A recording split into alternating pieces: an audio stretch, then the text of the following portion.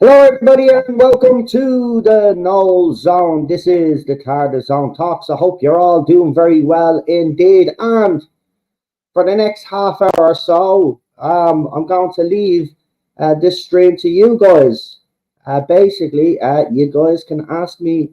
We've been doing this channel a long time, so if there's anything that anybody has wanted to ask me but has never asked me, this is your opportunity. You can ask um, me any questions, and if I feel comfortable answering, I will.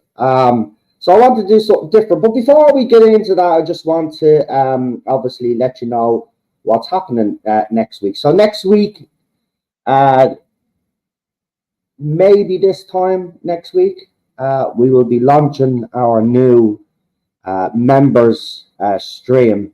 It'll be the Tarda Zone Talks after party, where we will be exclusively talking about all the topics and that I've covered over the week in relation to Doctor Who, and getting the panelists' opinion on it. Also, I want to change it up a little bit. So as it goes on, and as we get momentum with it, I obviously want to then start introducing little fun games and stuff like that that we can do to get you guys more involved. Now, as you know, every month YouTube gives me 10 memberships 10 memberships to give away. I've given away 20 memberships already. So next Friday, you guys that are already members and the new guys that are members will get to see our first stream launch next week. So come and join us for that. We've got some exciting panelists.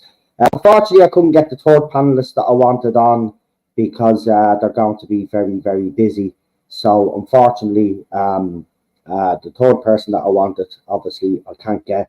So as I said yesterday, if there is anybody that's interested, now, I've got to make this very clear because it didn't work out for the Friday night contact.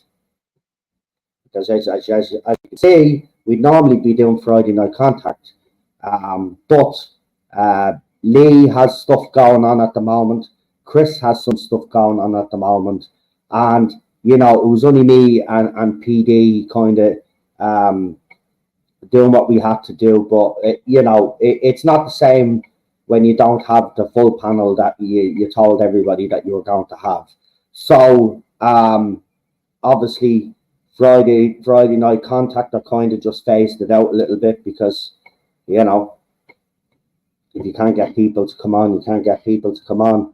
It's just the way it is. So I want to make this clear, if you do agree to come on Friday nights, if you want to be a panelist, it's a weekly thing. So you're basically, if you agree, you're agreeing to show up every week. Of course, if there's family issues or personal stuff going on and you can't show up that week, that's fine. We have that with all of our panelists. But if you do agree to be on Fridays, then you agree to be on every Friday. That's the deal. And the other two have. So, as I said, if there's a third person out there that would like to be part of those panels, send me a DM on X. That's where you'll find me. Or put a message in the comment section, because I check the comments all the time. And if you're interested, leave me a comment and I'll try to get in touch with you on whatever platform you're on. But the bottom line is, as I said, this is a commitment. So if you're serious about committing to this, then you're more than welcome to give me a shout, give me a DM. So there we go. Just thought I'd get that out there, out of the way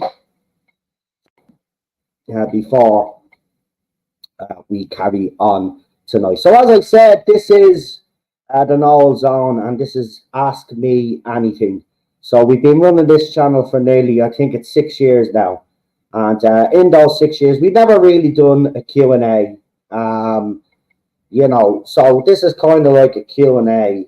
So if anybody would like to ask me any questions in relation to what we cover here, or if there's another question, a burning question that you've always wanted to ask me but never have had,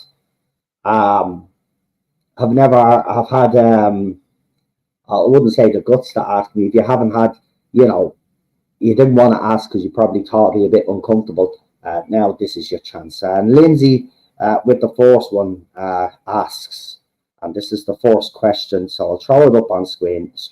This is how this works. And says, are you still collecting Doctor Who mugs, and how many do you have? No, is the simple answer. I boycotted all Doctor Who merch during the Jodie Whittaker era, and haven't bought any Doctor Who merch since. So I still have the same amount of cups that I had the last time. Actually, a few less because I broke a couple. I dropped them.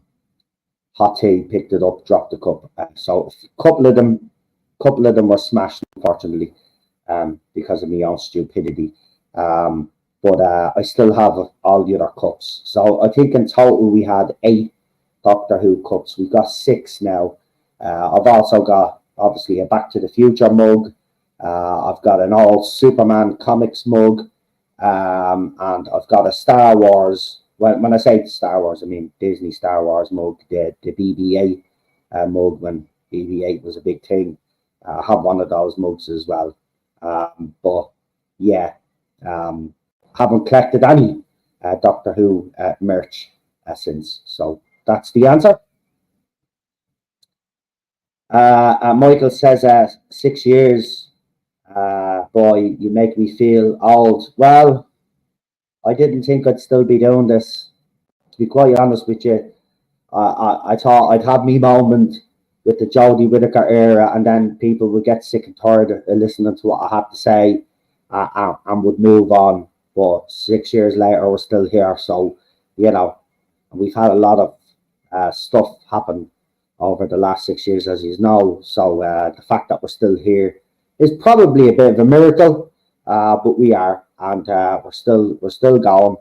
Even though the numbers mightn't be what they were years ago, I still enjoy making videos. I still enjoy coming on and doing the live streams, and that's what's most important for me. That everybody else out there obviously likes and enjoys what I have to do, what I do, I should say. So yeah, that's that really.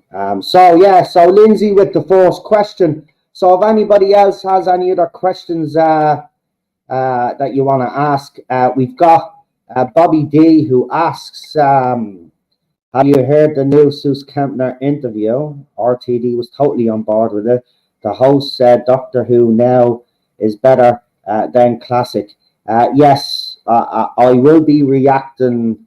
I mean, I will be giving my opinion on the Seuss Kempner interview next week. But yes, I have seen it. I have to say it's absolutely ridiculous. And to make the claim that Doctor Who is better than Classic Who now is an absolute joke. And we know that's a fabrication. There's no way that Classic Who gets beaten by New Who in any poll. No way. Absolutely not. And if it did, it's just because all those other fans have voted for it. There's no way it's beating Classic Who. Classic Who is the pinnacle. Without Classic Who, you wouldn't have New Who. Simple as that. Without Classic Who, you wouldn't have Doctor Who magazine, you wouldn't have Big Finish, and you wouldn't have everything that came after. It's as simple as that. So, Seuss Kempner, RTD, all of these other little muppets, they can say what they want, right? And RTD was in support of Doomsday. Well, if he's in support of that, then we're in really serious trouble with the show. Doomsday is an absolute diabolical joke, and the fact that they even ran with it after Time Lord Victorious absolutely stunk just goes to show you that these people are not listening to the fandom. So what can you do? What can you do really?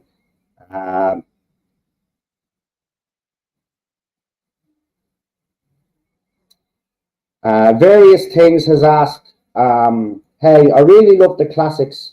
I saw people criticizing Big Finish lately. I love their stuff. Could you please explain to me what's going on there? Well, if you talk to people that have been buying Big Finish since Big Finish has been a thing, if you talk to those fans, they will tell you that the quality of the writing has completely nosedived. Um, they will also say that the message is more important than actually telling a story. And Big Finish relies on telling good stories because it's an audio, right? So if you're not telling good stories, or the quality of your stories are not as good as people remember, then you're going to struggle. And Big Finish is being criticized because they recently put out their financials and they had to take out a loan to keep afloat this year. So if everything was rosy with Big Finish and Big Finish were actually writing good stories, as everybody claims, then why would they have to take out a loan to stay afloat this year? The bottom line is this: the reason why fans are not happy with Big Finish at the moment is because Big Finish, like the main show, has the mentality that the message is more important than actually the storytelling. And this is why we have a struggle with Big Finish. And it will continue to struggle unless they go back to what they were doing before a time lady went and asked them how many female writers they had writing for Big Finish. Apparently, having female writers for Big Finish would improve Big Finish, according to one of the time ladies, you know. But since they've actually started recruiting women, especially activist ones, the writing has nosedived. So, you know, the bottom line is, as Cinnamon has just said, Big Finish just like to preach now. And unfortunately, that's their mentality, and they're going to continue to lose money. Listen, Big Finish, out of all of the Doctor Who brands, Doctor Who magazine came close. Doctor Who magazine was also struggling, and sure, they were given 80-90% off if you actually ordered online at one stage last year in 2023. We were actually having a bit of a joke and a laugh that, you know, that this was a magazine that was claiming to be okay and healthy, but the recent obviously comeback of RTD has probably saved the magazine now for the time being. Obviously, we'll see how RTD's era will impact. But the fact that he was announced back and they did the first cover and it sold out, things looked like they were turning around for the magazine. But we've seen what RTD has produced now so far, so the magazine could end up struggling again. But Big Finish will be the first one of the Doctor Who branch to break off, and it's going to, if it continues down this route, Big Finish will go, well, they're already bankrupt, it's only a matter of time. They will have to file for bankruptcy, and then that's the end of Big Finish. Or they might come back as a smaller company, but the Big Finish that you know now will not survive if they continue down the route, or the path, as some people would say, that they've chosen. So that's why people are displeased with Big Finish. It's the same old story anyway, you know. But Big Finish is unique in the fact that it does audios. So their main selling point is telling good stories. And if the stories drop off a cliff and they're not as good quality as the stories that they were producing on years gone by, well, then your company is going to struggle. So that's why fans are actually outraged at the moment. It's not that fans want any of these things to go away, right? The bottom line is this: is that they just want their franchise to be respected and for them to go back to telling some of the great stories that they used to.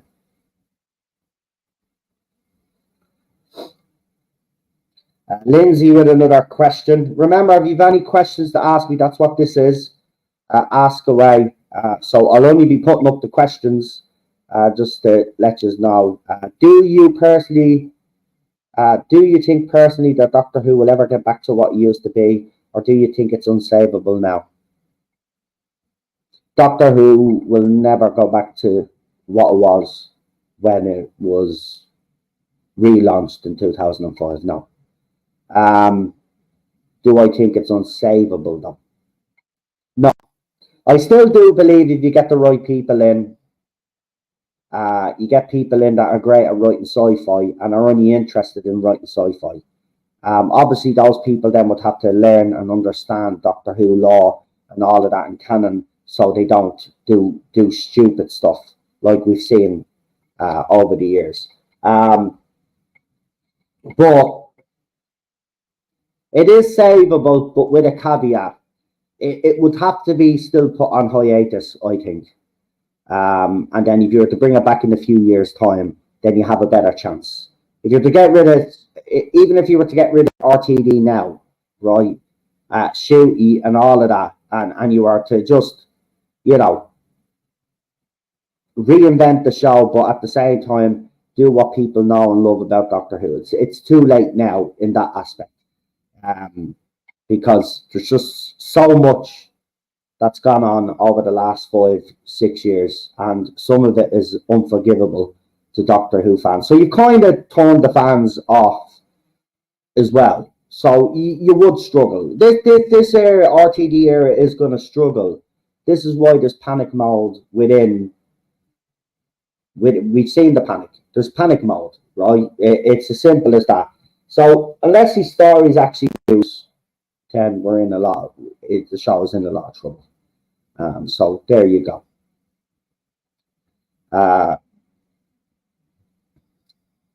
Various things says that's pretty grim. I'm still walking through all the old audiobooks, so I haven't got up to the latest stuff yet. The only one I've hated so far was actually an RTD story. Well, they say if you want to know when the downfall of Big Finish happens, there's one particular story that a lot of Big Finish fans mention in that was the first time that they could see a change of direction firstly, and the quality had completely dipped, and that would be the story Stranded. This is a story that a lot of fans have mentioned in regards to the quality of maybe Big Finish not being so great. So, and Time Lord Victorious was a disaster for Big Finish, by the way. The reason why Big Finish are bankrupt is because they put everything into this. They put everything into the fact that David Tennant had returned back. I had multiple different parts, right? And the thing about it is at the time, Doctor Who fans like me were saying, well, that's a bit unfair, right? Because you have stuff for people that watch Big Finish or that listen to Big Finish. Then you're putting free stuff on YouTube, and then you want people then to pay for other stuff to bring all these parts of this story together. It was an absolute fuck up, complete fuck up by the people who are behind that Time Lord Victorious. And then to compound that, apparently the stories weren't great.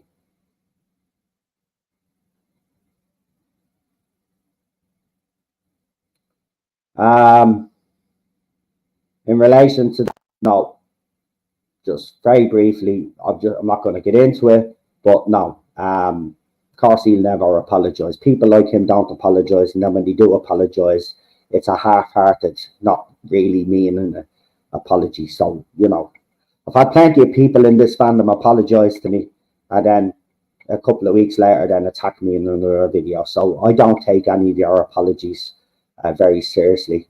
You know, they're not worth the paper that they're written on.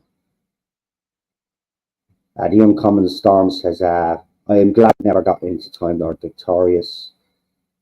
And a lot of people there saying Time Lord Victorious was a joke. You know, so I don't know. Now they're doing this big, obviously Christopher Eccleston has returned. And I always said, you know, getting Eccleston to do audios was a big coup for them. But then when you look at it and you look at the finances, you can see why they actually came to Christopher Eccleston.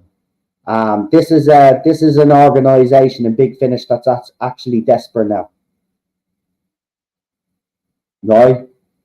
So they're desperate, and if the Christopher Eccleston audios don't do well, in fairness, and a few other stories apparently they're going to be releasing. If they don't do well, Big Finishes may well be finished. And as Cinnamon says, it takes a decent person to apologise, and I don't. Yeah, exactly. What was Time Lord victorious? I'm still confused. Well, you watched The Waters of Mars, didn't you? Well, in The Waters of Mars, do you remember when the Doctor went a bit crazy and he says, you know, he starts saying, well, I could do whatever I want. I'm Time Lord. And I could change time. That's what Time Lord victorious was. So, and this was the thing during the show, and remember when that happened, that a lot of fans wanted to see more of this Time Lord victorious.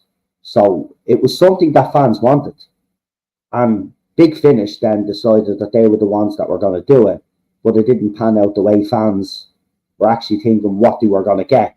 Instead, they got this convoluted mess that was over different platforms, and a lot of people says that a lot of the parts to connect the story were very expensive. And then on top of that, then the people that were actually paying for this, they then come out with but if you don't pay for it, it's all right, you'd still be able to follow the story. So then people that were paying for it were like, well, why are we paying for it then if we could still follow the story? So they messed up big time with Time Lord Victorious. How long would you give Big Finish? I give them another year, and that's being generous, by the way. I give them another year. If there isn't an uptake on the show, right, then you don't generate the interest to go and check out Big Finish. So everything, see, listen, this is what I said, and I've been saying this for a very long time. You've got the main show, right? That's your main brand, right? Doctor Who. But if the main show is not doing well, then how do you expect the other little parts that are connected to the show to do well?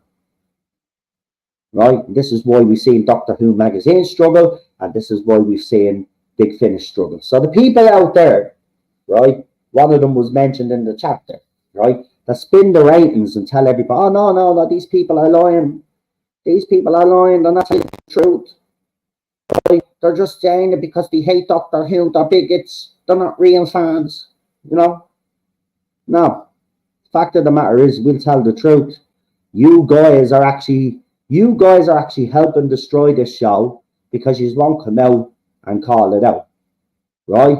Everybody knows the writing shit, but you won't call it out because you get you their freebies, you get you their little exclusives, right? So you're sellouts, and you're willing to watch the Doctor Who be destroyed because you're sellouts, because it pays to be a shill. Isn't that right, Mr. Teabag? How's the car payments going?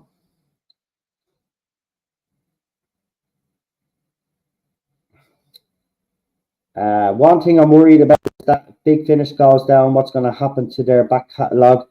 There's so much I want to hear. I don't know what would happen to their back catalogue, got to be honest. But this is what I would do. If I actually had the money, if I say I was a multi-millionaire, right? Because apparently Doctor Who as well will be going public. Apparently the domain or the IP is going to be public in a few years. If I was a multi-millionaire, I'd buy Doctor Who and everything connected to it. And then I'd get in the right people then to do Doctor Who the way it should be done. I wouldn't have anything to do with the creative side of it. I would just get the best in class in to actually create the show and do the show justice. That's what I would do. If I had the money, I would buy it. And I'd buy it for a couple of reasons. Number one, I'd buy it because I want Doctor Who to be the best show on the planet. But another side of me would love to see the fucking down from the other side of I own Doctor Who. Because their days would be numbered. Because they wouldn't be getting any freebies off me. They wouldn't be getting any interviews. Right? They wouldn't be getting into the premiere, right, to see episodes. They would be shunned.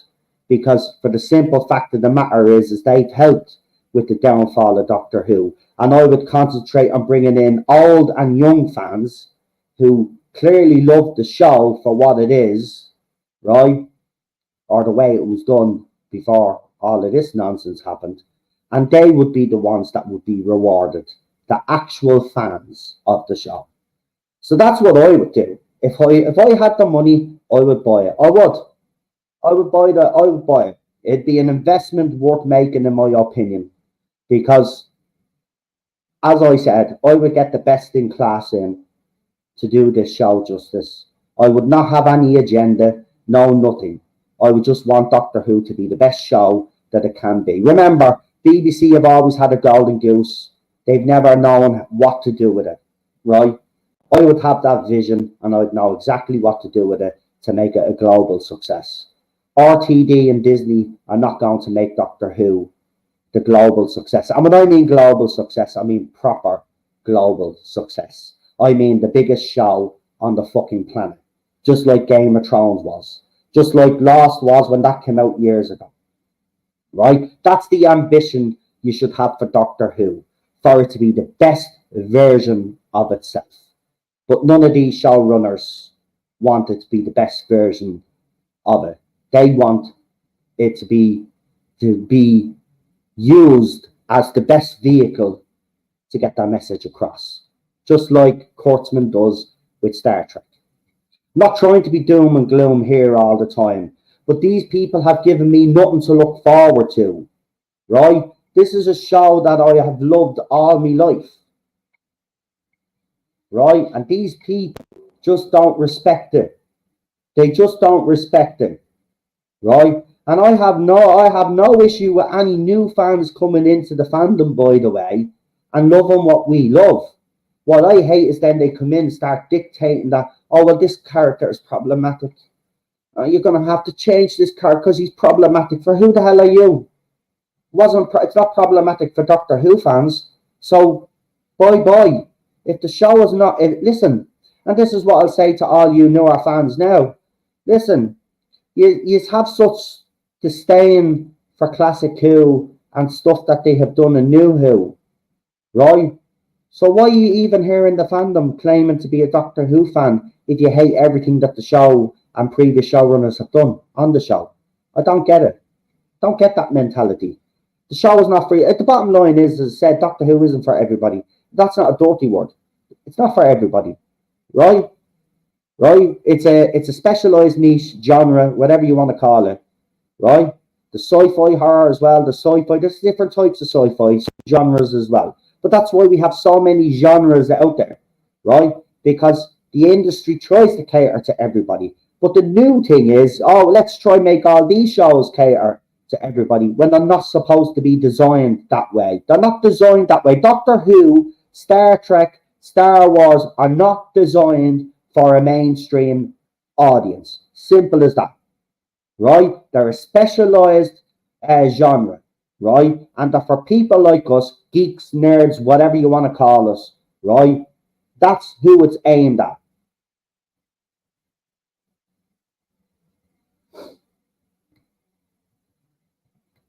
It's as simple as that. It's not even rocket science. It's easy. Look, as I said, you would want to put this show on hiatus to give it the best chance. But is there a chance of this show ever being revived and going back to its glory years? Not to the extent that it did, but you could get pretty close if you just put love, care, and attention into it. And if you show that love, attention, and care, then fans will see that you put love, attention, and care into it, and then, they will support it. Now, let's see what else have we got here. Again, it's another good point there. The lessons of Time Lord Glorious were learned, made it difficult to follow, and the same happened with Doomsday. Exactly, don't learn the lessons. They keep making the same mistakes over and over again and expecting a different result. Didn't Albert Einstein say that was madness, right? Trying the same thing over and over again, expecting different results, that's a sign of madness. If you do the same thing over and over again, you're going to get the same result. Like, that's logic. That's actually common sense. But common sense has gone out the window in this society that we're living in today,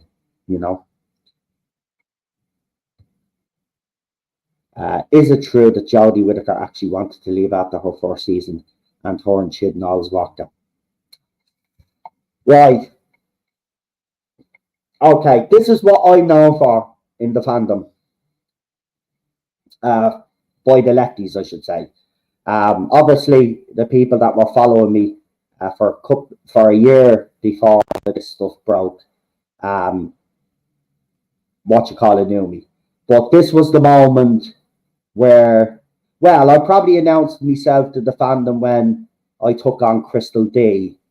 But this was the moment that I remember that I got a lot of traction, but I also got a lot of that's when the death threats and all of that other stuff start happening.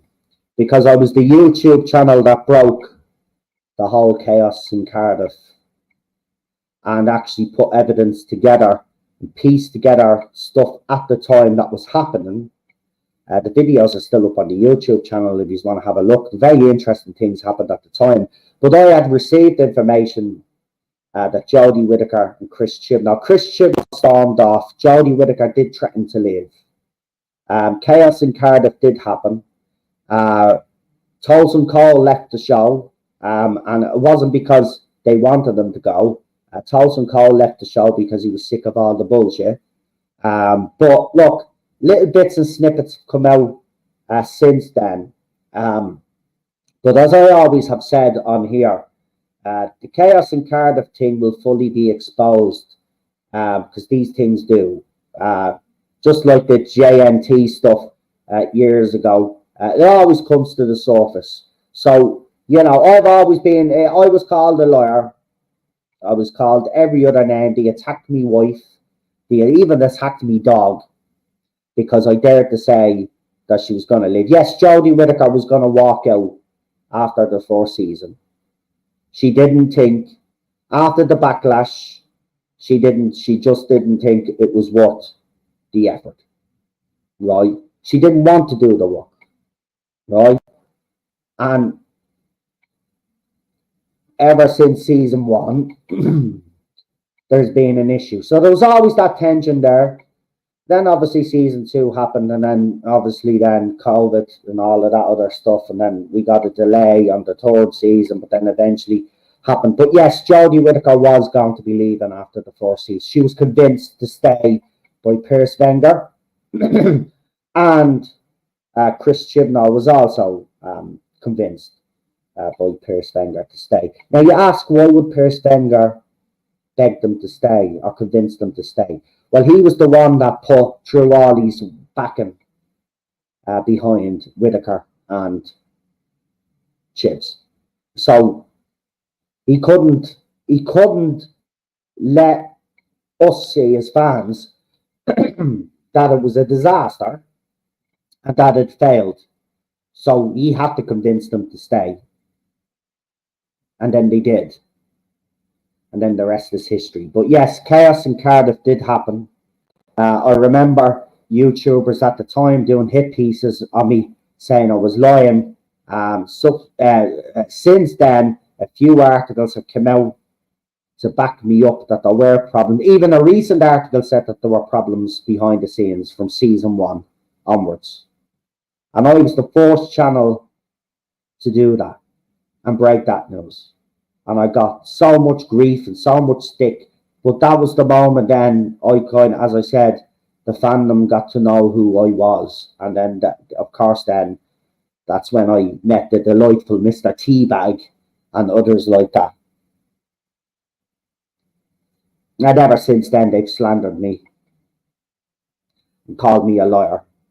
And these are the very same people that will get their mates to go onto Reddit, 4chan, and all of these other sites where they get their information and get their mates to put up fake information, and then they'll go on their YouTube channels, then report on it as leaked information. Right? I was actually getting legit information from legit sources. And they were getting it off their mates. And by the way, we actually exposed them at the time, but as usual, the left always seemed to worm their way out of these situations.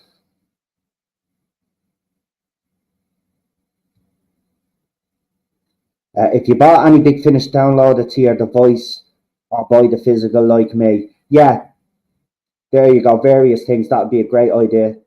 That Cinnamon is at throwing out there.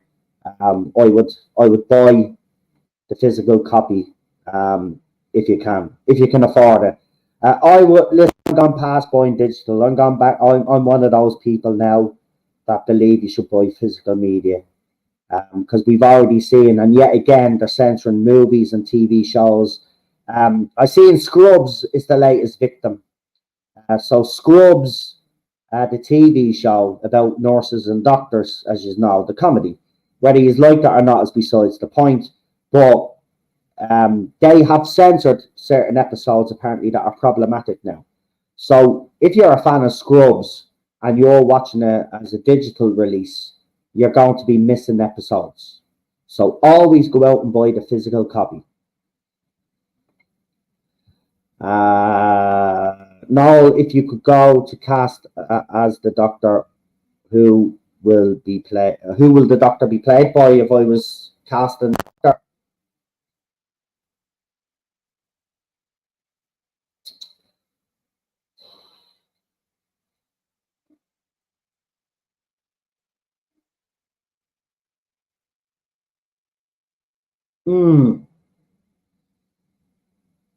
Actually, I'm going to throw a name out there. I would have said Michael Sheen last year, but I'm not going to say Michael Sheen. Michael Sheen's a twat. For me, I would give it to, because I think he deserves it, because he has had a great career, but, you know, it wouldn't be, he wouldn't be one of those, what would you call it, superstar actors. But for me, if I was going to cast my Doctor, I would give it to Richard E. Grant. I've always liked Richard E. Grant. I think Richard E. Grant has a Doctor-esque look about him. And he would be, he'd be a bit more like, if my Doctor, my version of the Doctor, Richard E. Grant's Doctor, would be a bit more Pertwee-esque. So he'd be a bit more of an action Doctor. But I'd give him the traits and behaviours of a Pertwee Doctor. But I think Richard E. Grant would do an absolutely fantastic job. And again, just in case people say, "Oh, we've noticed you've cast a white man." Listen, Shooty, I believe will be a decent Doctor. Unfortunately, he's going to be let down by RTD. I do think that Shooty is a talented actor, but RTD, as I said, is going to let him down. But for me, if I was to cast, it'd be Richard E. Grant for me. And I'm just being honest about it. It would have been Michael Sheen originally, but not now. So I'd go with Richard E. Grant. I think he's done his dues, and I think this would be the perfect role. And as you know, he's been in Doctor Who before. I think he'd be a great Doctor Who, just personally speaking. Cinnamon says, no, for Doctor Who 2024. Jesus, don't start that shit. You'll have them all bleeding, going crazy.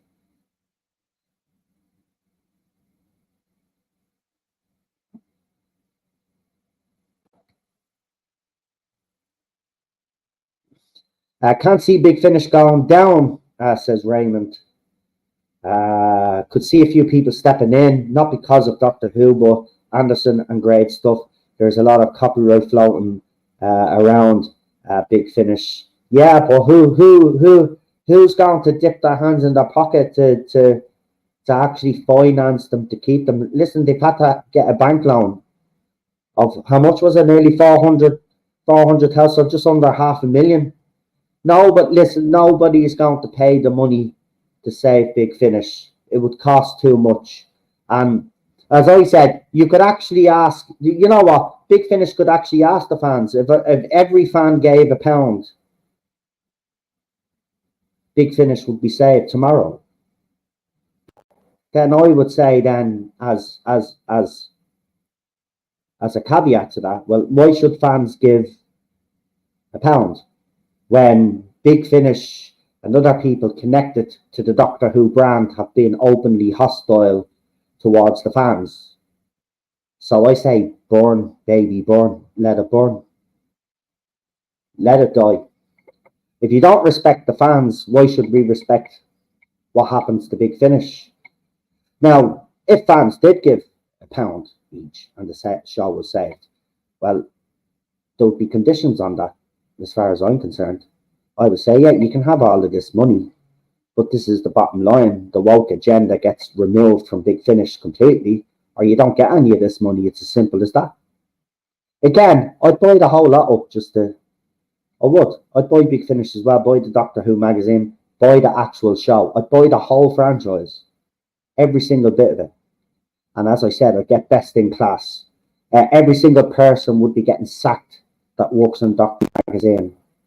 Every person that has been employed by Big Finish since the woke agenda since the Jodie Whittaker era, any person that's been hired since then will be sacked because they're activists, right? That's the bottom line. They'd be sacked. Same with the Doctor Who magazine. They've got activists in there, they'd be sacked, right? It's as simple as that. Best in class are coming in. Best in class everywhere. You get rid of them all. They're not good enough. They're not good enough. They've only been given a job because of their politics or their ideals, right? You haven't been given the job because they're the best in class, right? Is Suze Kempner the best in class to play Doomsday, a deadly assassin? Absolutely not. But why was she given the role? Well, because she's a feminist and she stands up for LGBTQ plus rights and all of this other nonsense, right? That's why she was given it. Okay? Michael, I don't watch. I'm just going to be honest here now. I used to watch Oz. I don't watch Oz anymore, just being honest about it. I just, some people kind of get on your nerves after a while. I'm just being honest. Never happy is all I'll say. Cinnamon says, because they aren't fans. The children who want a toy because another kid has it. We were supposed to finish up, but we'll continue here because I have a few more questions. Have you heard the rumor? Have you heard the rumor that Jodie and Chibnall have fallen out and no longer speak? Is there any truth to that? No. I honestly wouldn't be surprised, because, as I said at the time, and I'll say it again, Chris Chibnall did Jodie Whittaker no favours casting her as the Doctor. Right? He did her no favours whatsoever. And then to fully compound that, then he brought in a team of writers and himself that just weren't capable of writing a female Doctor properly. She was the most incompetent Doctor that I ever came across. And by the way, she let everybody else, her Doctor's trait was she let everybody else do the hard work and then she'd come blundering in and take the credit. Right? And she had no problem. This Doctor had no problem letting people go to their deaths. Remember that. Right? This Doctor was the most incompetent Doctor that we've ever had. But that was down to Chris Chibnall. Right? As I've always said, I don't think Jodie Whittaker is a great actress. Right? I never have. Even before she got the role of Doctor Who, I thought she was an average at best. That's just me. Right? I know there's some fans out there that think she's absolutely amazing and she's a great actress. Fair play. I don't. Right? She should never have the role. She should never have been given that role. You're going to cast a woman to play the Doctor. You needed someone of the caliber of what's her face? Olivia Colman. Right? But apparently he asked and she turned it down. Right? So that's the caliber of actress you needed to get in if you were going to cast a female Doctor. not Jodie Whittaker. That was in Broadchurch and whatever. And by the way, in Broadchurch, she wasn't actually the main cast star. You know what I mean? Look at all the stuff that she's done, right? She's not always the main lead, right? It's a big step up to do what she did and then to be given a big lead in Doctor Who. It was never going to work. So I would not be surprised if they have fallen out, because Jordan Chaos and Cardiff, they did have an argument, right? And apparently, I'm just going to say this, apparently there was a lot of people behind the scenes that were not happy with Chris Chibnall.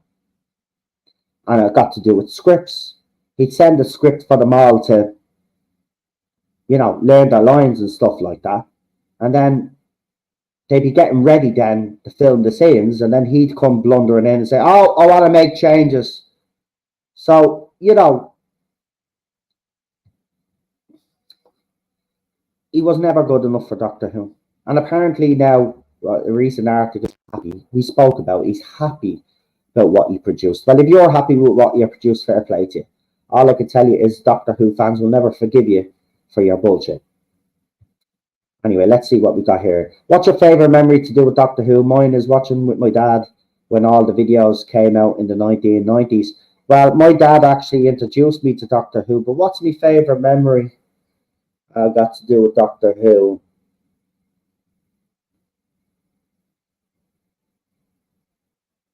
I think my favourite memory is actually, well, not recent, but it was when the show relaunched in 2005. Because I never thought Doctor Who would come back.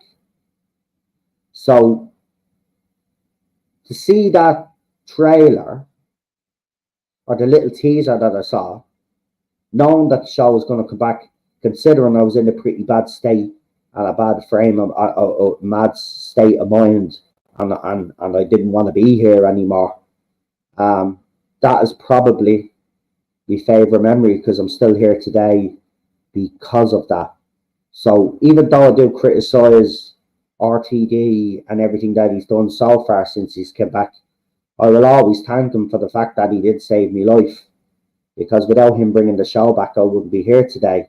So, you know, it kind of, this is why it's hard for me to be kind of coming on here and criticising someone that I actually respect. Because I do. I actually do respect him. I wouldn't be here today talking to you guys if it wasn't for him. But I'm not going to sit here and just follow someone blindly and not say what I say or tell her how I see it. I've got to. It's not in my DNA not to challenge these things. So that'd be my favourite memory, because I wouldn't be here.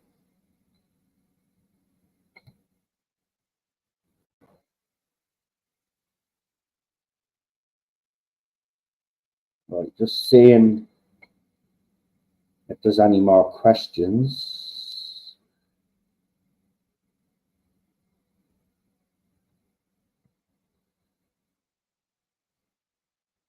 I see some people are mentioning Capaldi.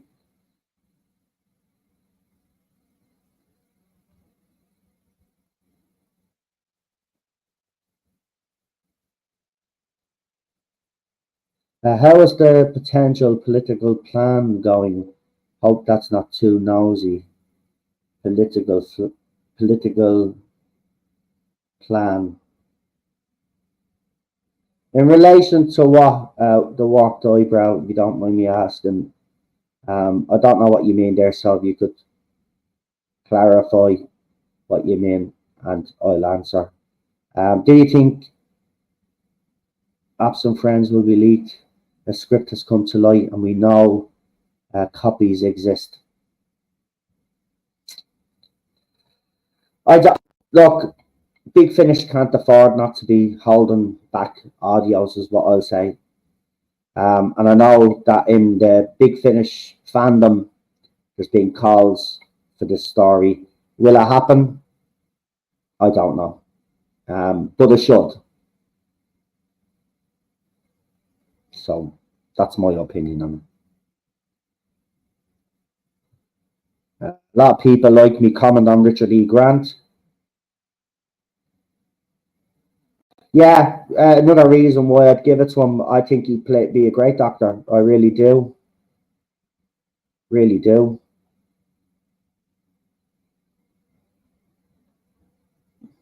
Here's one here. I'm just looking at the questions here now. I honestly don't think the doctor works as a woman.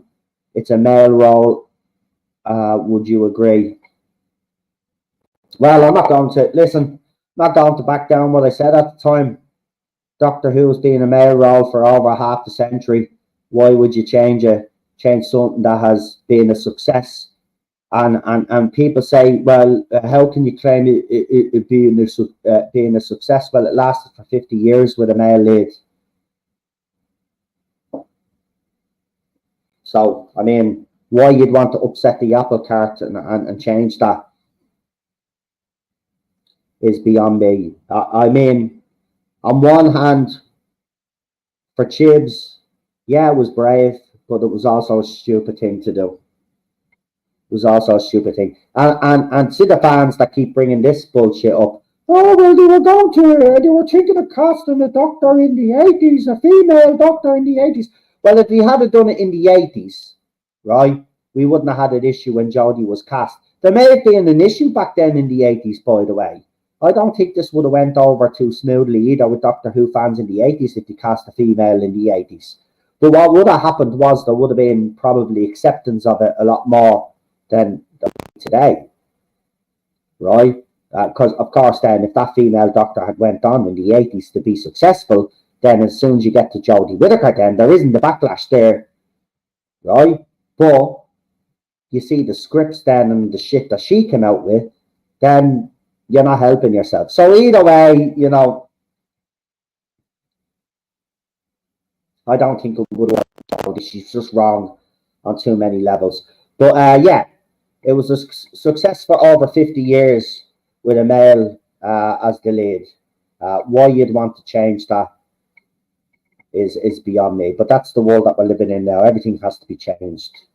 You know, I mean, it'll come to a point now where, you know, we've already seen how they race swap certain characters that we know or historical figures that we know that were white, right? Wait, you see, man, Jesus, they'll do a movie now about Jesus soon, right? And I guarantee it'll be on all black cast or something. Like, it's ridiculous.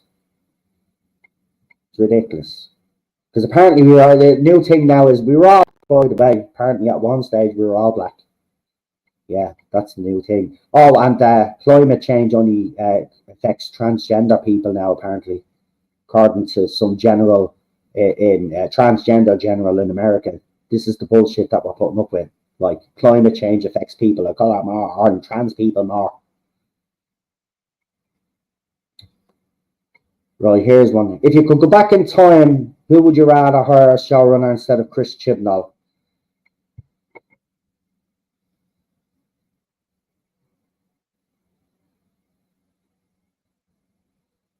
Nobody, because the show was already on its last legs.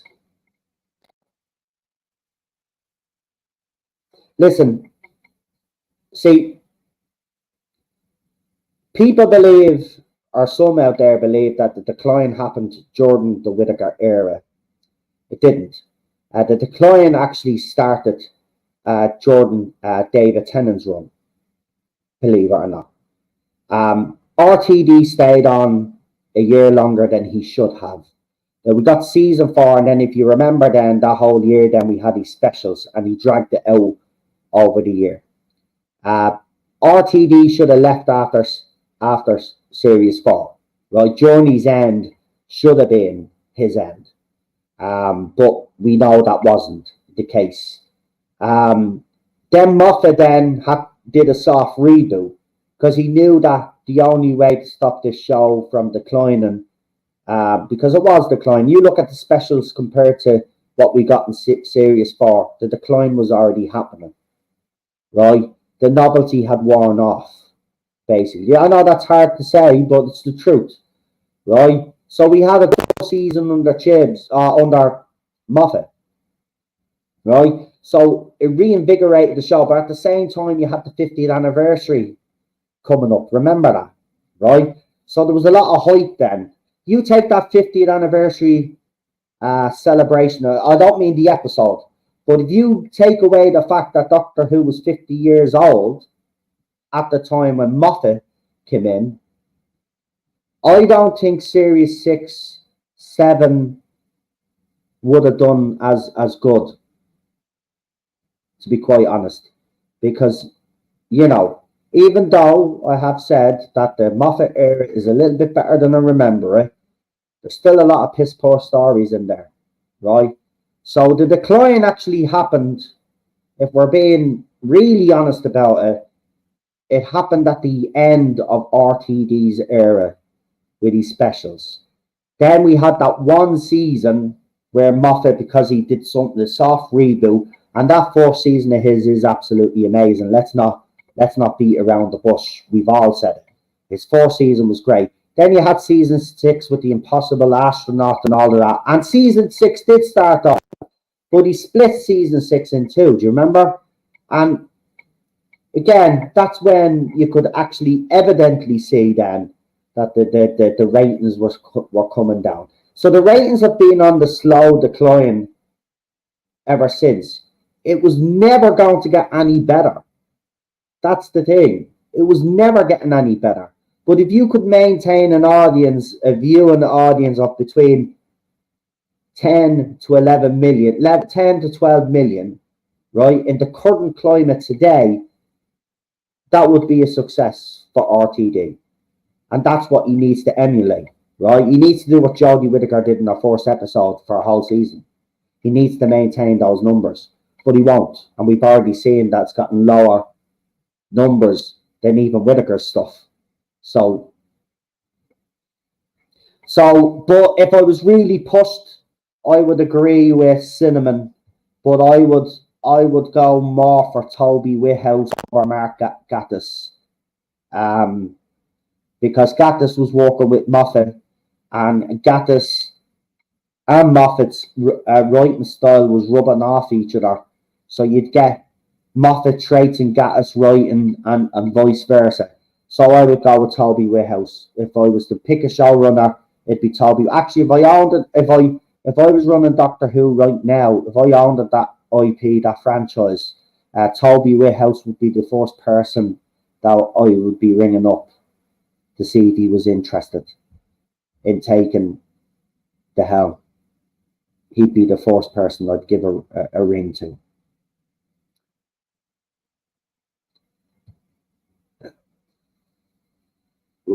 Oh, it would have to be Helena Bonham Carter for me. Now, it would. I was asking if female for a doctor. Yeah, it'd be Helena Bonham Carter for me. I wouldn't give it to Olivia Colman now. And Olivia was right to turn it down, by the way. Don't hold a grudge. I love Olivia Colman, but I wouldn't want her to take Doctor Who now anyway. It's tainted. Jodie Whittaker. When Jodie Whittaker said in one of our very last interviews, where she said that she was proud of what she done with Doctor Who because she opened the door for many women now to play the role or some bullshit like that. No, you haven't. You've absolutely ruined it. No Doctor Who fan ever wants to see a woman play the Doctor again, thanks to you, Jodie. That's the bottom line. And that's the legacy that you will have with this show with fans like myself, obviously to the LGBTQ plus side and the weird lefties that are in their fandom. They will love you for superficial reasons anyway, because your character apparently was in love with Yasmin Khan.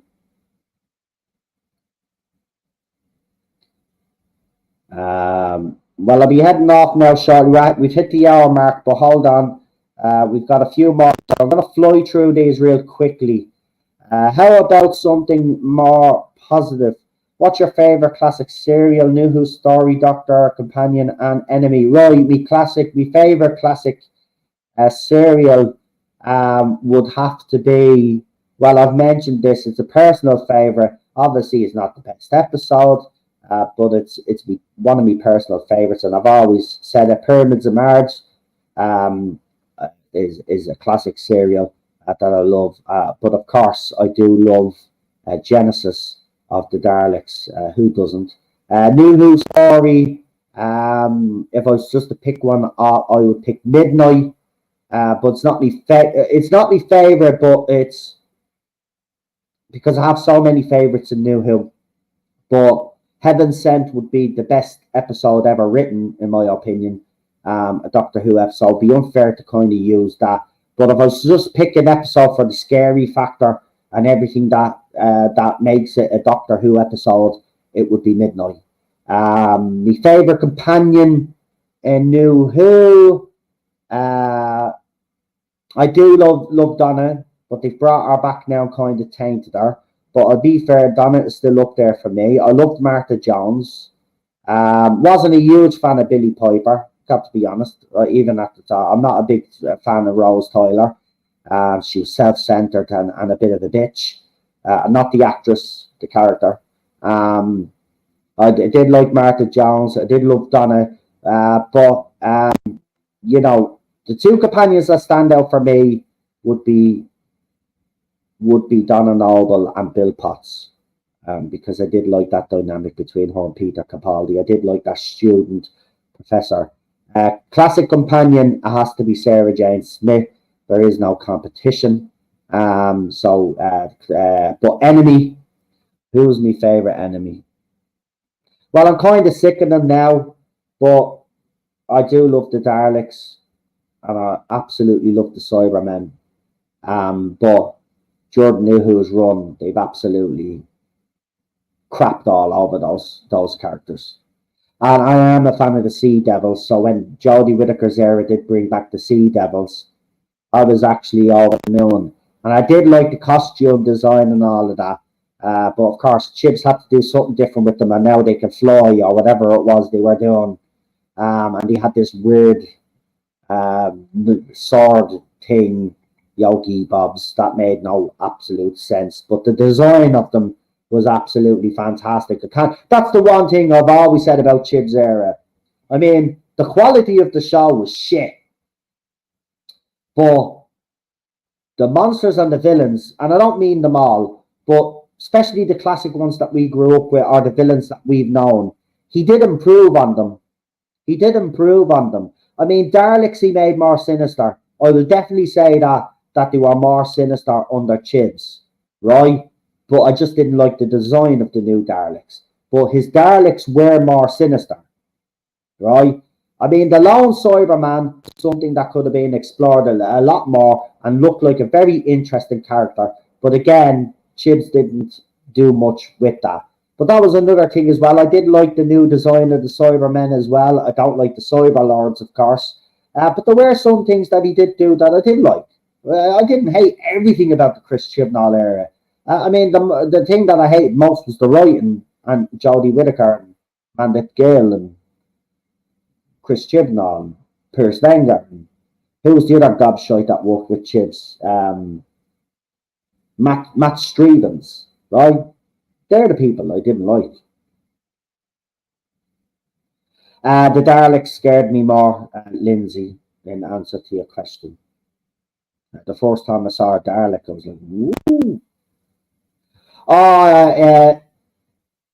I meant to say about you going into politics. How's that going? Well, I have been talking to people about it. I may not run this time, because, well, there's several reasons. Right now, the nationalist side is kind of, I don't want to get into politics here, but that kind of reminds me, I was going to do something on X tonight, do a live stream on X because something happened that I want to talk about in relation to Ireland. But let's just say that I'm not very happy with what's going on in the national movement at the moment. And there are a few people that, in my opinion, need to address stuff that's gone on the last couple of weeks. But there does seem to be a group of people determined to defend and to question those who want answers. Now, if the nationalist movement becomes like the left and they're going to dictate how people think and how they feel and asking those questions, well, then I don't want any part of that. Nobody's going to tell me what to think, feel, or what questions to ask, right? As far as I'm concerned, if you're entering the politics domain, if you're entering politics, well, then if you want us to hold the current law to account to standards, then don't expect you to be treated any differently. You're going to be treated to the exact same standards as those other politicians, right? And if you have questions to answer, well, I expect those questions to be answered. If they don't get answered, well, then why would I trust you with a vote? Why would I give you a vote? You know what I mean? For me, the big thing here is honesty, integrity in politics. And we haven't had that. So, these people, these nationalists out there that are picking on other nationalists because they're asking questions, well, I'm sorry, but that's not how it works here. That's not how it's going to go down. And I'm certainly not going to stay silent and allow it to go down that way.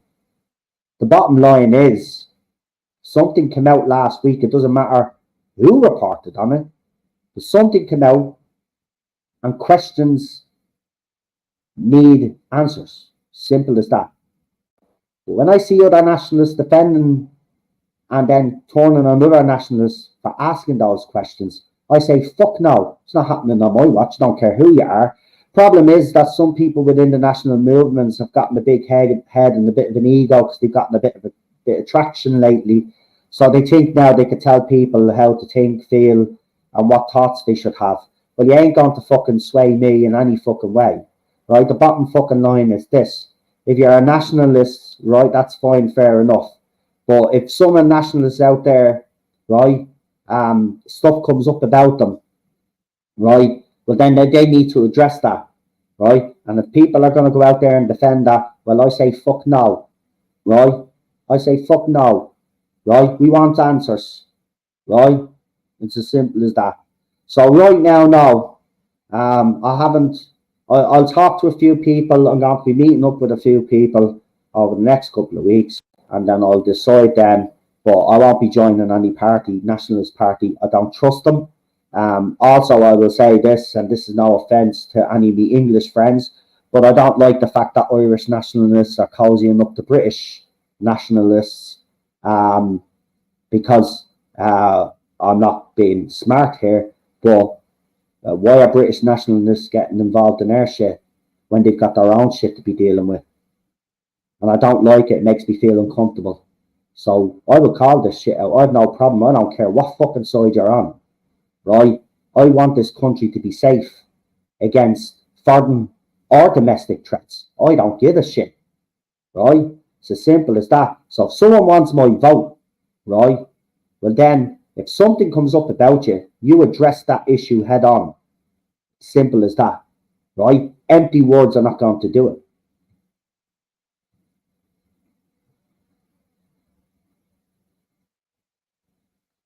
Dan spoke about that fake quote from Whovian fan base about Capaldi on his stream. Apparently, they turned off the comments instead of deleting. Of course they did. Of course they did. Again, I was the first one to call them out. I called them out straight. Right? Don't give a fucking. I don't care. These people are not going to lie about a fake Peter Capaldi.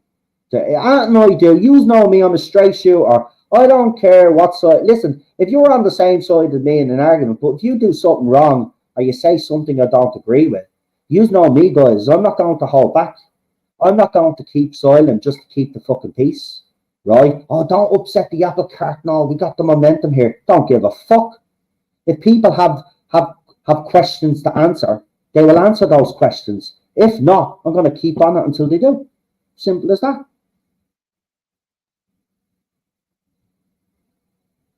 Anyway, let's see.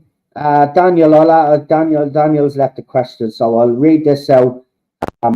and I'll probably read out one more after this as well, and then we'll call it. But Daniel says, what's your favorite streams to do on YouTube as a content creator? I have my favorite stuff that I've done on my channel. Just curious stuff like this. You know me, I don't hold back. I never have. Listen, I enjoy streaming with other people as well. But what are my absolute favorite streams to do? These ones, interacting with you guys and talking about whatever we're talking about. I mean, I don't have, we do Doctor Who on this channel. We have tried to talk about other stuff, haven't we? And it seems like that when I do talk about other stuff, you guys don't respond well to that. People just want to hear me talk about. See, that was the worst mistake that I actually made. If this is why I'm glad Cinnamon is doing his channel now, and he's mixed it up. And Daniel's at the stage where, he gets his channel up because he's not as long as I am, right? These guys are not as long as I am. Unfortunately, I'm just known for my opinions on Doctor Who. So for me to try, and which we have tried to do several times on this channel, as you know, we've tried to talk about Hollywood and all the other stuff. And people just don't watch the streams. They just don't want them. They want to hear me talk about Doctor Who.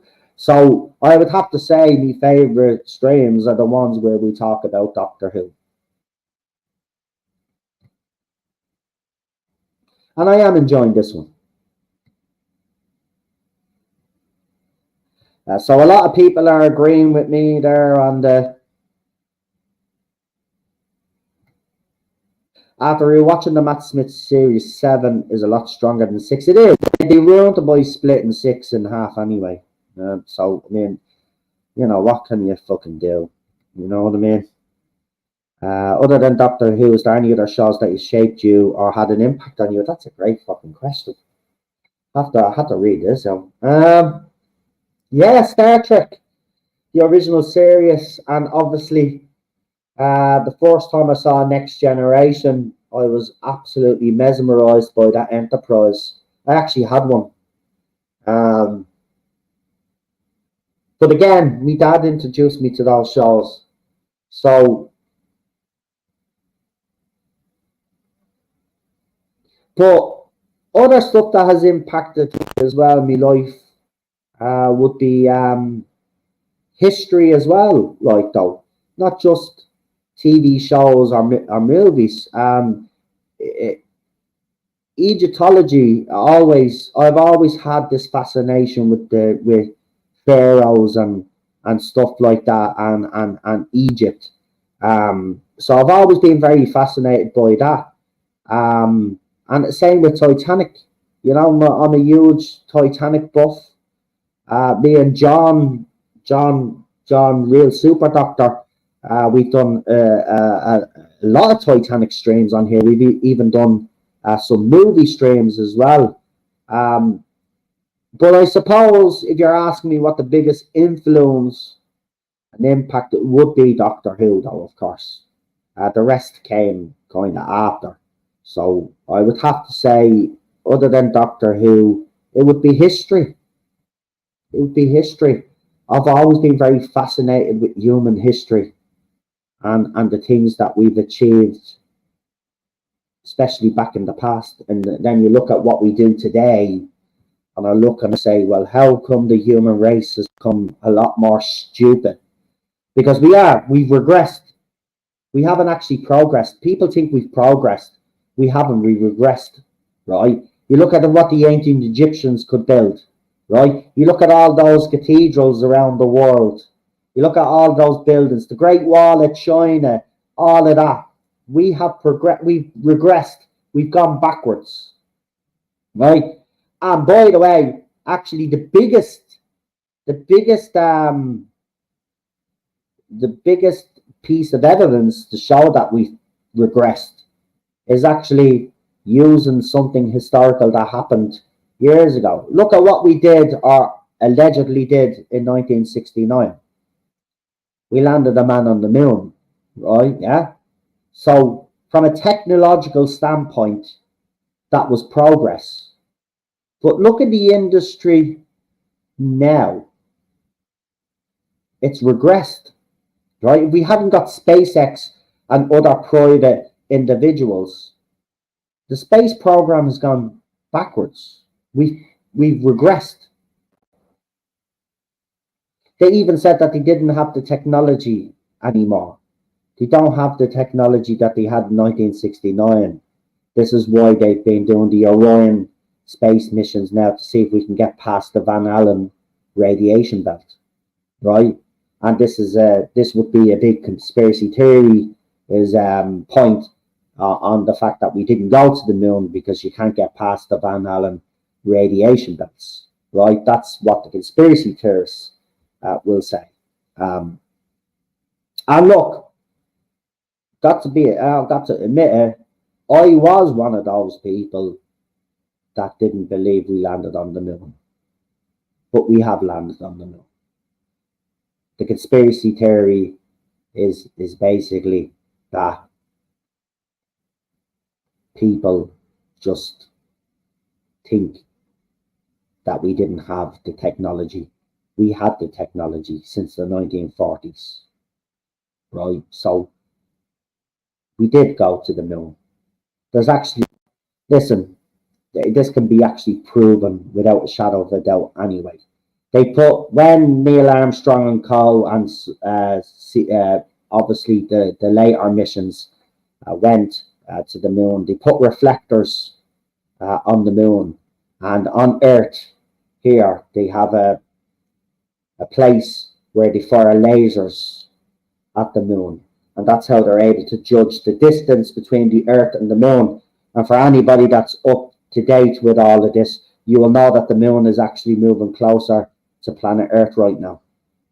And this is why we're getting so much change in our weather, so much change in the climate. All of this has nothing got to do with man-made shit. This has got to do with what's happening in outer space. And the solar output. There's nothing got to do with us. We cannot affect the climate, right? There's not enough of us on the planet to affect the climate, believe it or not. We make a very small impact, right? It's all around us, right? It's forces that we cannot control that are controlling the weather and controlling the climate. And then you get Greta telling you, because apparently Greta is an expert, that man-made climate change is real. It's a hoax, always was a hoax, and always will be a hoax. And no matter how many times you keep saying it, it's a hoax. But we have landed on the moon. But I was one of those people that did believe we didn't, right? I literally did a stream on this channel a few years ago talking about conspiracy theories, and at the time. But I've done my research like most people don't do. They just share the same shit information that everybody else. Oh no, the moon landing's a hoax. We landed on the moon, right? And then the Japanese actually sent a probe and actually photographed all of the landing sites. And you could see the stuff there. Now, why would the Japanese lie about the Americans going to the moon? They wouldn't. Trust me, they actually wouldn't though. Right, so for anybody saying, "Oh, Japan would cover for America," no, they wouldn't. Japan, if Japan had evidence, right, or any other, even though Russians will actually concede that the Americans landed on the moon, even though they would want it to be false, because obviously propaganda. It'd be great. The Russians would exploit that. Of course, they went to the moon. They did go to the moon. Why we haven't gone back to the moon is the question that everybody should be asking, and why we stagnated after that.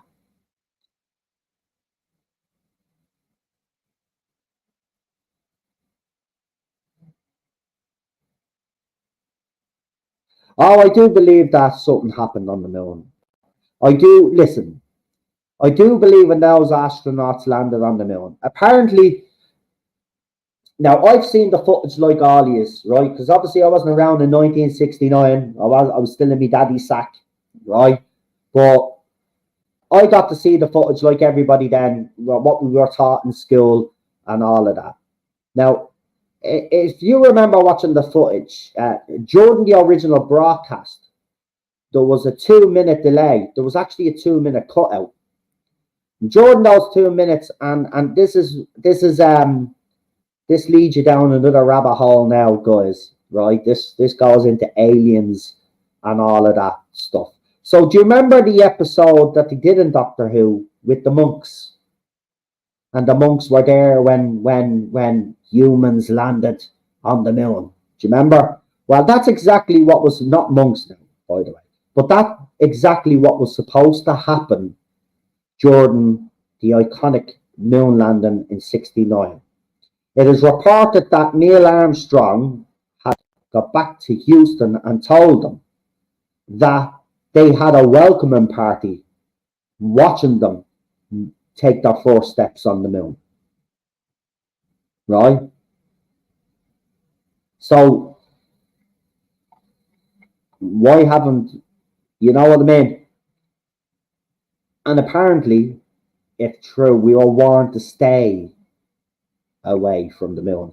Now, I kind of find that one hard to believe because we ended up going to the moon after '69, but then it did abruptly stop. Now, the official line is funding, right? But I don't believe that for 1 second. I do, listen, you would be naive to think that we're the only species in this universe, right? Because if we were, well, then I feel sorry for the universe. Got to be honest. If we're it, got to be honest, I feel sorry for the universe. So I do believe that there's extraterrestrial life out there. And saying that you would be in class is crazy. It's not crazy, it's logical fact, right? If scientists are coming out and telling us, and by the way, these are the scientists that we're supposed to trust, if they're coming out and telling us that there's Earth-like planets scattered all over the universe, well then don't tell me there's no other species out there. Of course there is.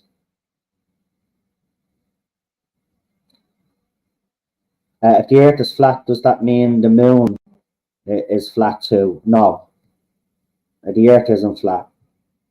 The Earth isn't a globe either, by the way, but it's not flat. It's not a proper sphere. It's not. It's got imperfections. The Earth again. There's another conspiracy theory as well that we actually have two suns, and there's been two suns seen in the sky. No, and our polar precession to the sun due to South Asian earthquakes back in 2005. Yes, and if you also remember, the Chinese built the biggest dam in the world, and that was reported to have changed the Earth's axis as well. The biggest dam, they changed the Earth's axis with that, and that was actually reported by mainstream media. All you lefties follow, so you can actually check it. I'm not actually, lying about that one. But they have the biggest dam in the world, or it's 3 dams as well, whatever it is, and that shifted the Earth's axis. The axis of the Earth moved. So there you go. I didn't want to get all sciencey on this, but there you go.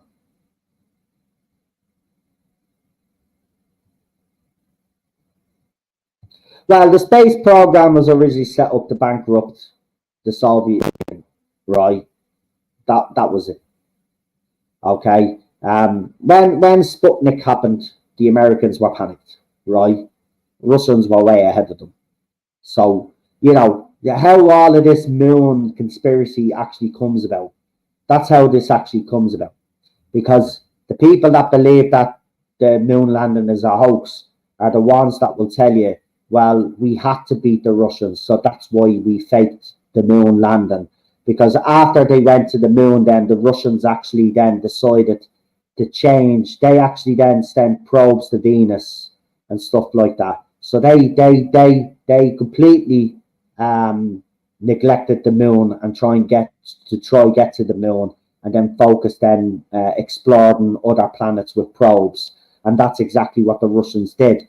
The only reason why we have photographs of Venus is because of the Russians, well, the Soviet Union, sending probes there. So, that's why the conspiracy theorists will say, oh, that's exactly why we went to the moon, because we wanted to bankrupt the Soviet Union. But it wasn't. It was that part of the thinking? Yeah, absolutely. I'm not saying that the Americans didn't think that, but yes, they did land on the moon. After years of being a conspiracy theorist about it, you know, I can finally say that I do believe that the greatest achievement of mankind, or of the human race, well, I say mankind because that's what in mankind. It was our greatest achievement, and still is, in my opinion, our greatest achievement. To land, to land a craft on another celestial body in our universe, right, in our galaxy, the Milky Way, right, is amazing. We've sent probes out, Voyager and all of that. But to actually land human beings on a celestial body, that will never be beaten. That will never be beaten.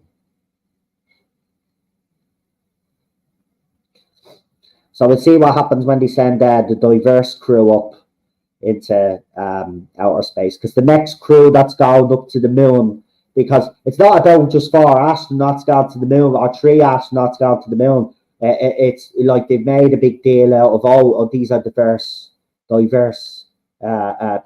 astronauts down to the moon. Who gives a shit, right? Nobody gives a shit about the skin color, gender, or whatever, right? They're fucking astronauts and they're flying to the fucking moon. That's all you needed to say. But Biden had to make it about include. So that's going to be a disaster. We've seen what happens when you hire people based off skin color and whatever beliefs they have, you know. And there are 4 lads that, or was it 3 lads that are dead the bottom of the Atlantic Ocean because of diversity. Remember that whole thing with the Titanic sub.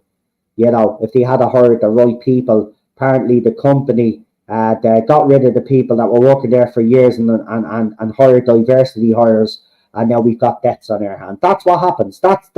This is why we give out. This is why people who say, you know, oh, but we're not doing any harm with the movie industry and stuff like that. Well, when it's a real life situation, when it's real life, then it does cause harm. And that's why it causes harm on TV as well, right? These things aren't good, right? People should be hired because of their genuine talent, not because of their skin color, their sex, or ideology, or any of that nonsense. They should be hired because they're the best person for the job. And with that said, I'm going to leave it there. Now, remember, as I said, next Friday we do launch our members' streams. And of course, one of the new co-hosts for that is actually in the chat now. But I will make the official announcement next week. I'm still trying to see, as I said, if you're not currently on the panel and would like to be part of this panel, send me a DM. But remember, as I said, it's a weekly thing, so it's a commitment. So it's not just one Friday, it's every Friday. So the 2 people that have agreed to come on know that it's a weekly thing. And like I say with all panelists, of course, if you do have a family issue or there's something private happening in your life and you can't turn up or whatever it is, sick or anything like that, I accept that. You've seen it. I'm not one for moaning people give me notice. Just once you give me that notice, right? But if you do agree to do this, it's a weekly thing. So let me know. So as I said, currently, if you're not on a panel, give me a DM on X, or as I said in the comment section there. Let me know if you're interested. But remember, if you do agree to come on, you're agreeing to come on every Friday. And of course, if you do have family issues or some personal stuff going on a particular week of a stream, just give me a bit of notice and we will just run with the people that we have there that night. And then we'll see you obviously then when you can make it back and all of that. But don't forget to like, share and subscribe. And as I said, we have now reached the milestone of 2,300 subscribers. YouTube did do that monthly purge, but it's gone back up. It went back down to 290 something, but it's gone back up to 2,300. So I never thought, listen, I was sitting here at one time with 50 subs, thinking 59 subs. thinking I was great. Never thought it'd grow to this. So I just want, again, as I always do, thank you guys, because without you guys, I wouldn't be doing what I'm doing here all the time. And I think a lot of YouTubers actually forget that you guys are actually the backbone to a YouTube channel. Without the support of you guys, I wouldn't be able to do what I do. So again, from the bottom of my heart, I want to thank you all, as always. And as I said, I will be going live on X tonight because I'll have me first Noel Zone stream in relation to what's going on in the country. I don't really do live streams on X, but you will see why when I bring up the topic. So if you're on X, look out for that. I will be live. It'll be obviously put on the live feed when I do go live. So check that out. Come and join me. It'll be Irish politics, but I want to talk about an incident that happened, and I want to give my opinion on it. And a lot of people in the nationalist movement obviously do know me because they've seen me at the map, but this will be the first time that they actually see me do a live stream. So I'm kind of nervous as well at the same time. But I have to say a few things because we've got our own, just to set this up for you all. So do you remember that time that your guy, Justin Smollett, isn't it? Justin Smollett, or Juicy as we call him. Do you remember he came out and he claimed that he was beaten up by people, and then it turned out he was a big fat liar who just wanted to actually stoke the division between us, between whites and blacks? Do you remember that? Do you remember that scumbag? Do you remember that tried to incite a whole fucking race war? Well, we've got our very own Juicy here in Ireland, and that's exactly what I'm going to be talking about. So join me on X, right? Because I am going fucking nuclear on this. You won't see that. You won't see that side of me on this channel anymore, right? Because we've learned our lessons. But you will on X. So come and join me on X before the Irish government, the EU, are cracking down tomorrow. So tomorrow, most of my posts could be gone from X because the new EU laws kick into place. Now, I just want to say to any Irish nationalist that's listening right now, if your account starts getting hit, I just want you to remember one thing. Yes, this is an EU thing, but remember, if our accounts start getting hit and our posts start getting hidden, remember that Elon Musk has complied with the EU. So when Elon Musk goes and tells everybody that he's for free speech and all of that, he's a piece of shit liar. I will say it out straight. He is a liar. He's also a man that believes in the man-made climate scam. And he also believes that they're not chemtrailing the sky. And this is the very same man who charge you for your free speech, by the way, because if you don't pay for a check mark, you get absolutely no coverage whatsoever on X. The only reason why that I do is because I actually have friends on it that interact with my account and I interact with their account. So you have to be very interactive to get any views or hits on your account. So remember, Irish nationalists, if your posts start going, don't just blame the EU. Remember that Elon Musk, the little bitch that says he's for free speech, has complied with the EU. Okay? So I want to make that clear, right? Because there's a lot of people out there, oh, Elon's for free speech. He's not for free speech. He never was for free speech. And I'm going to say this, and I can't believe I'm saying this, but the old regime, yes, with all their faults, with all their flaws, and all of the fucking undercover shit that they were doing, the platform was a lot more enjoyable under that old crowd than it is under Elon, right? And for those who are advocating for Elon and saying that he's for free speech, listen, he's just full of sex bots. His app is full of misinformation. And I don't want to be looking at Twitch and coming onto Twitch and seeing dogs being abused, or women being abused, or people being abused, right? That's not what I signed up to X for, right? So, you know, all of you people out there that have been blown smoke up Elon Musk's ass need to start calling him out, right? Because when these censorship things start coming in for us and our accounts start getting fucking censored left, right, and centre, remember it's not just the EU. Elon Musk has agreed. And he'll agree because he wants to protect his investment. So when he talks about, talks about my country and talks about how the Irish, he gives zero fucks.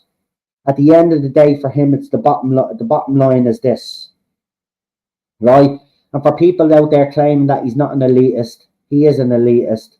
Any multimillionaire or billionaire is an elitist. And he follows the same fucking scams as the rest of the elitists. For a clever man, he really is stupid when it comes to climate change. Because I'm not as educated as he is, but I know exactly what is the cause of climate change because I got a decent fucking education when I grew up. Right? And this is the same man that doesn't believe that the skies are being chemtrailed. Listen to nothing that comes out of his mouth. Elon Musk is like all elitists. He's a liar and he'll just blow smoke up any direction if it makes him popular. And that's it. And the only reason why he bought X wasn't because he wanted a platform for free speech, like he says. He wanted it so people could actually, blow smoke up his ass and praise how great he is, right? Because all of these fuckers have egos at the end of the day. Remember that. So there you go. Anyway, it doesn't matter. Sure, the EU, you know what? Let them block me. So you know what? The EU are going to be finished anyway, right? Because as soon as we take over a country, we're leaving the EU. Other countries will follow suit, and that European Union will be absolutely destroyed, right? The WEF, the UN, all of these little connecting dots, they'll be destroyed in the next few years because people all over the world have woken up. So don't worry. The tide is changing now. These people can no longer use fear and intimidation. Anyway, like, share, subscribe. Thank you all for subscribing, and I will catch you for the next one. I'm not going to say that there's going to be definitely a pre-record over the weekend, but more than likely there will be, because there is one more topic that I do need to discuss, because I want to hold the Seuss Kempener stuff until next week. So we will do that. And Nicholas has just come in. But see you all. Really enjoyed the chat, says Lindsay. And thank you very much for that, Lindsay. And to everybody else in the chat, thank you for taking back. Thank you for asking me the questions, by the way. I was expecting, I've got to be honest, I was expecting I thought a few people would want to ask me some private questions. And I may not have answered them all, but I would have been interested to see what type of questions I would have been asked. But normally when you do these Q&As, people like to ask you personal questions, but you guys didn't. I suppose I probably kind of know everything about me now at this stage, don't just because I've been an open book, haven't I? Probably be my main the thing that I've probably done wrong is let everybody know almost everything about me. But I'm an open book. I don't really care. But yeah, I was expecting that. But the fact that didn't happen and you just wanted to ask me other questions, that was great. Yeah, what size underwear do you wear? Well, yeah. Well, now because I've lost weight, I was large in boxer shorts, but now I'm medium. Yeah. When I say medium, I mean medium, but they get loose. So I might have to go to small briefs. Small briefs, you remember that? Small briefs. But yeah, my belly and all is even, look, I don't know if you can actually see it properly, but the belly and all is disappearing. I've lost loads of fucking weight. Lost loads of weight because I've been looking after myself and eating healthy and all of that. And I've still been able to have my old treats, by the way. I make my own cookies and all of that and stuff like that. I don't buy store bought stuff. Cheryl tries to get us all of that, if it's organic and all of that, we can do that. Anyway, there you go. I'll leave it there. Oh, I'm off now. Let me see what time. I see another Irish nationalist now has done their stream I kind of don't want to stream while they're streaming because everybody will be watching them, and I kind of want people to hear what I have to say. But we'll see. We'll give it. Just look out for me X account. If I don't do the stream tonight, it'll be definitely tomorrow. But it'll be definitely more than likely be tonight because everything that I've got in my head, I want to get out before I forget it. So yeah, look out for that. Like, share, subscribe. I shall see you all soon. Thank you for tuning in. I do really appreciate the support, and we will see you for the next one. And for you guys that follow me on X, you will get to see a stream pretty soon. So look out for that. Talk to you soon. Have a good one, folks. Good night. Look, God bless, and look after yourselves. And I will definitely see you for the next one. Have a good one.